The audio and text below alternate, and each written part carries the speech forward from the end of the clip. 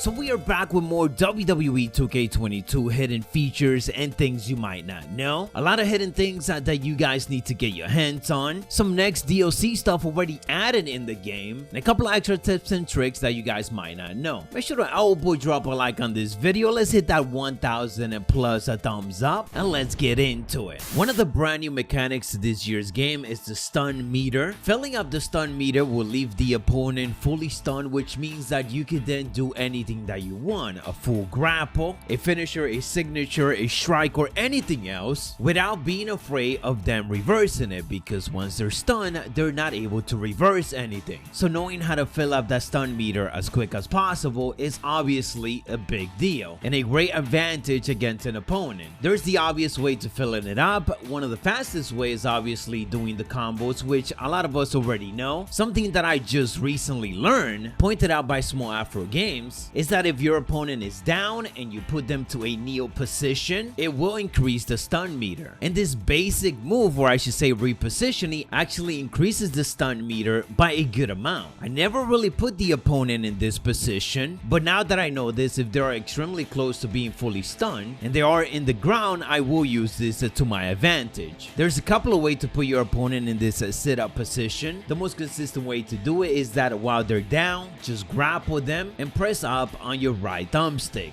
Doing left and right also works, but again, it's not as consistent. All depends on your opponent's position. It looks like on the recent patch update, WWE 2K started adding content for the next DLC. The whole damn pack will be featuring superstars like RVD and Saray, and already in the game you could actually find Saray's pre-match taunt listed as Saray 3. This is just an early preview for that next DLC, which will be coming out on July 19, featuring RVD, Logan Paul, MGK, LA Knight, Xia Li, Commander Assist, and Saray. While that DLC pack is going to be a great addition to the roster, there's still a lot of content hidden that you could get your hands on in community creation. One of those hidden things is Becky Lynch hidden Money in the Bank entrance, which although it's unfinished, it still does look pretty good on Becky Lynch. This one I downloaded was posted in community creation by iWorld's Finest. Use the hashtag NewEra226 and their Becky Lynch in the description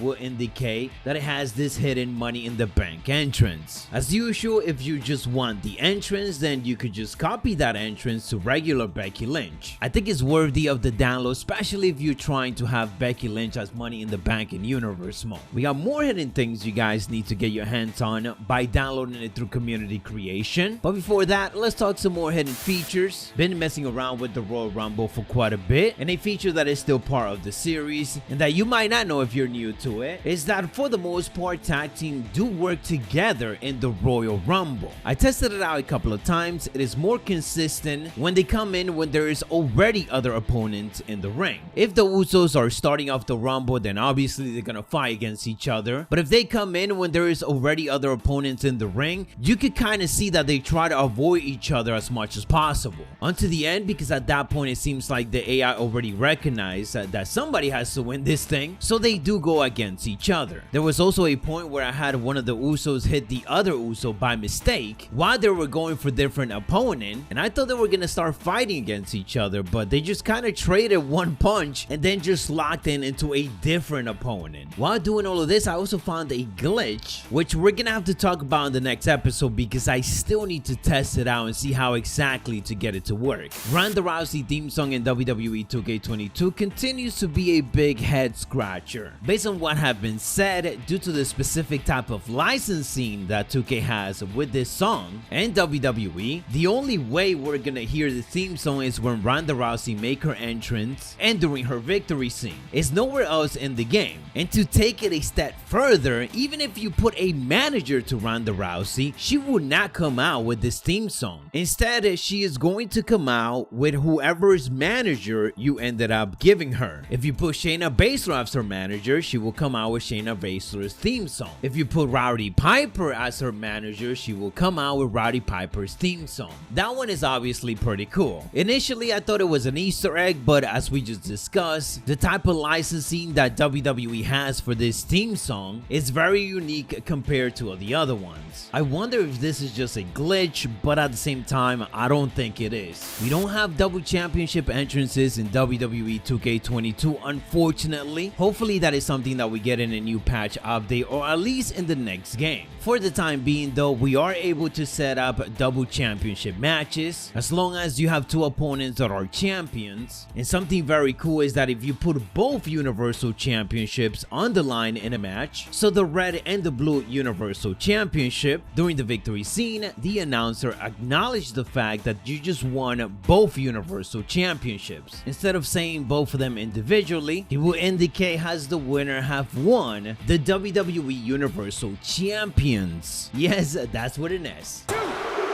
retains the title.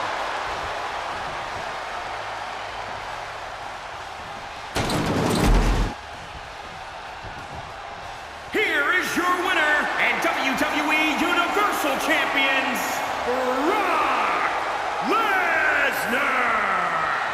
What a turn of events. One reign ends and another begins.